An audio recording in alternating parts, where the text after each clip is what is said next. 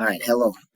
In this lesson, we're going to be learning the basics of cybersecurity and it's just keeping data and computer stuff secure from bad guys, basically. And along the way, this lesson is going to be a lot of links, so you can kind of follow along and play with some of the links in here. So there's a whole bunch of them here, and like the first one I'm actually going to show you is a cyber attack map. With I don't know how accurate this thing is once, but I learned about this all in a class, and so they showed us this map, which just is like a map of all the cyber attacks going on currently. Again, I have no idea how this works, and I heard that this is not even all of them, right? This is just some that they're able to track or whatever. But kind of an interesting thing. So throughout this lesson, there'll be a bunch of links in here that you can kind of follow along and play with while I'm going through it. Okay, so what is cyber? I mean, we could Google it. It's just like keeping data, secure on the internet. As we do banking and all sorts of other private stuff is flying around the internet. We gotta have a way to keep it secure. And without this, right, the internet would be just a fraction of what it is. To be honest, like no one's gonna shop on Amazon if their data, their credit card, the bad guys can just get it and start stealing their stuff, right? So like, this is a huge aspect. Think of mail, think of Gmail. You're not going to want to send private messages all over the internet unless you know that no one else can get at them. Okay, and so the way they figured this out is actually, there's kind of some cool stuff going on behind the scenes here that we're going to learn about. Okay, so you can see here's our definition from the internet.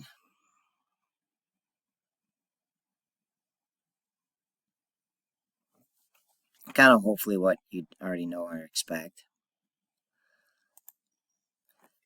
Okay, so hacking, right? So, that I'm guessing you've heard of this, but basically hacking is people that try to break in and steal the data. And like, basically, I think almost everything is breakable, right? Like hackable. Like there's a whole history of this, which I'll do in a future lesson of just how they kept data. Like way back in the day, generals wanted to send messages between their different armies, and so they would like encrypt them, which is basically writing something in a code that isn't readable to a human.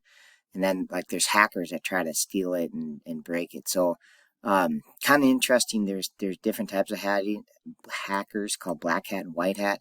Black hat are the ones that trying to steal the information, and white hat is people that like do it for good essentially.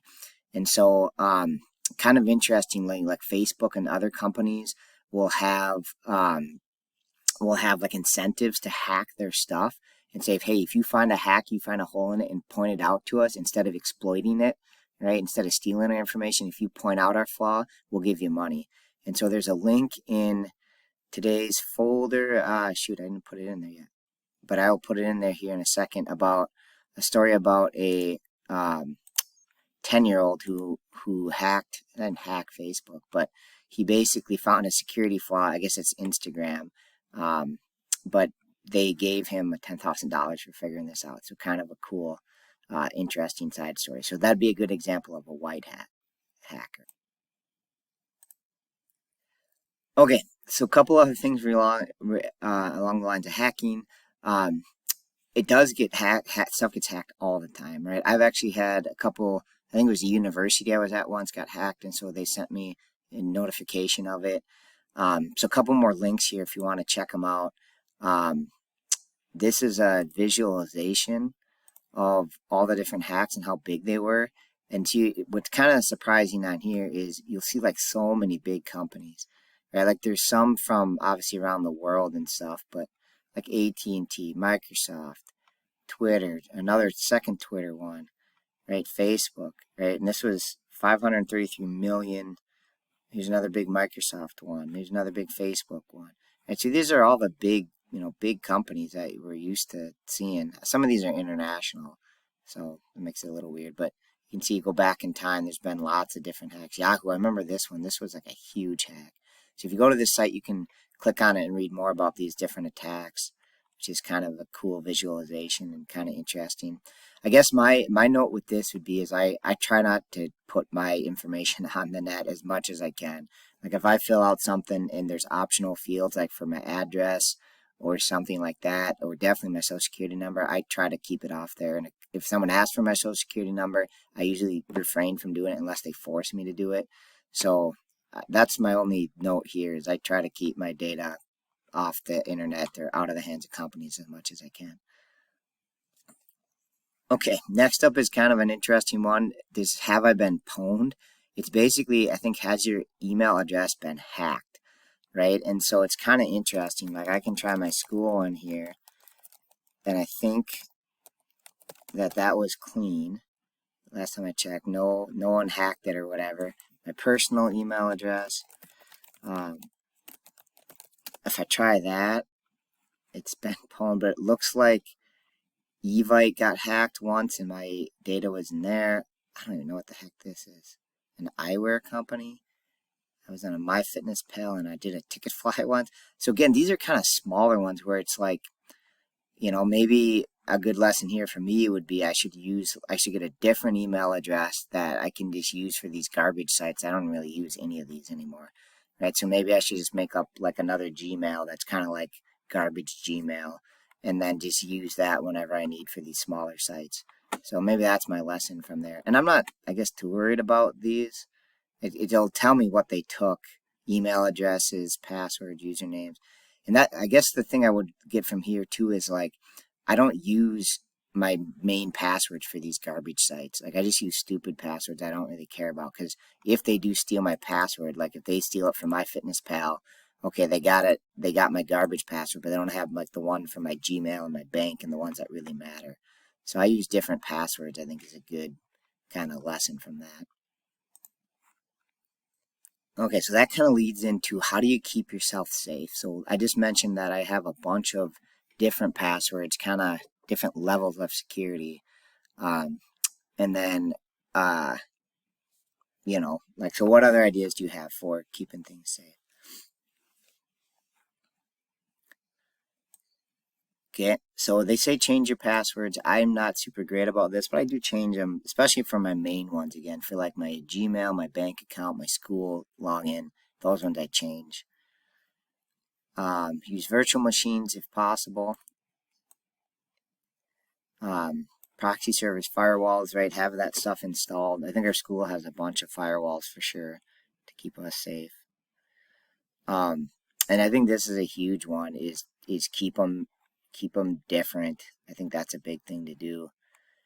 I think links, like honestly, I haven't had a lot of problem with viruses and getting hacked and stuff, because I really just, any site or link that doesn't look legit, I just ignore it. And there'd be times even in my email, I'll reply and just say, is this are you guys a real thing? Because I don't know, like I just be very careful of it. And so yeah, any kind of link, I don't click on it if I don't trust it. They say like, if you use Linux, if you ever heard of that, that's probably safer than Microsoft or Apple, just because hackers go for a lot of people and not a lot of people use Linux and Unix. So I guess those are just some ideas.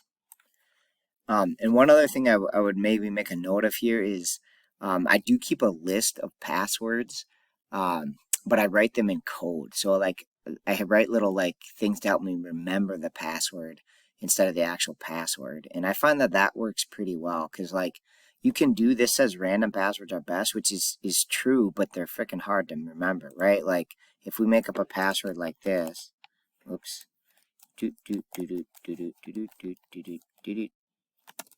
like that's going to be harder than heck to hack, but like it's also going to be harder than heck to remember. Okay, and you don't want to just big list lying around. So I try to, what I think works really well for me is I do things like this. But like I do banana with like an A, and then like, do some symbols and numbers and stuff at the end. That's what I do a lot of, is like stuff like that where I have A instead of, I spelled banana wrong there, but whatever, you get the idea. That like do a word, but just do like the @ symbol, or like for the O, I'll do a 0 and stuff like that. I think those are good strategies too for passwords.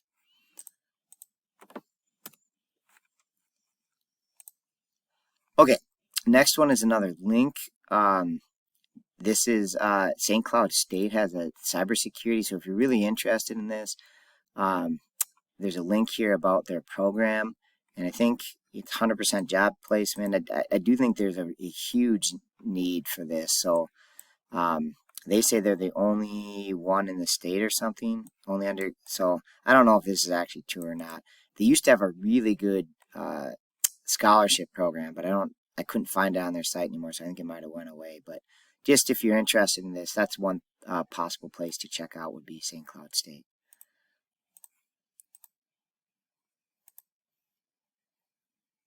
Yeah, and so in general, here's just another link talking about there's a lot of jobs in this. I'm not even going to go into that, but if there's real good jobs in this field. Yeah, we're not going to do that. Oh, okay. So the last link on here, it's kind of interesting, is you can check how strong your password is. So let's just say my password is Paris. I just type Paris in there. You can see that it'd actually take 4 hours to crack that password. That's actually really surprising. I wonder if I make it a lowercase p. Okay, I don't know. So don't type your actual password or whatever. I guess Paris is like a weird random name here. So I think something like baseball probably. Okay, because that has more letters, but I guess because it's a common word, they can hack it really fast or something. So anyways, you can try out different passwords in here. It's kind of interesting. And again, I wouldn't type your actual one. I would try something like, similar to it. Because I wouldn't be typing my actual password in any website other than the one I'm trying to log into. Okay, I think that's all I got for links. So the next thing I want to have you do is an activity, and I'm just going to explain it. So you'll have to click on this link and get 2 files, and then load them into a single package. And I'll show you what my Project Explorer looks like here in a second, if this thing ever loads. But basically, you need this website.java and passwordguesser.java, and you're going to be changing password guesser. Okay, so you're going to load them in. I would put them in the same package. All right, and then just have website and password guesser and the same thing. And essentially what this simulates is you're going to try to guess the passwords for people logging into this website. Okay, and then your code is going to go, so there's a whole bunch of directions and there's a whole bunch of variables up here that you may or may not use. Okay, and so here's some different users that you're trying to hack their passwords for. Okay, and then here's the alphabet, and then these are just some variables that I use that you don't necessarily need. Here's all the directions, which you might want to read over, especially if this doesn't make a lot of sense. Okay, and then you're going to put your code in main and put it inside of here, because what happens is I have some code that times it. So there'll be like a starting thing, and then they'll print out how long it took. Okay, so obviously it takes 0 seconds now, but you got to put the code here to crack the passwords. Okay, and kind of the key to this is, well, you got to figure out how to do it. I'm not going to tell you that, but see if you can figure out how to actually crack it. And then you have some hints where, like, how the length of their password. So, like, here's Paris is length 3 and Beavers is length 2. And just to show you how you do it is you're going to call website dot login or check login, it looks like. And you're going to put the username first. So those would be these different usernames up here. So I'm going to just do Bieber as an example. So he's going to be my person logging in. And I'm going to guess that his password is, I'm going to guess his password is, I don't know, up. Because it's 2 letters long or something, I think it tells me. It's 2. Okay, so I'm going to do 2 up. And then this, I think, will return a Boolean. So I'm going to do the Boolean, and then if success is true, which you don't even need the equal true there, but if it's true, you can system out print something like Beaver's login, Beaver's password is up. Okay, but this is obviously not going to work because I don't think his password is up. Okay, so I only tested 1 password, so you got to figure out a way to you can call website.checklogin as many times as you want to try to guess what Bieber's password is.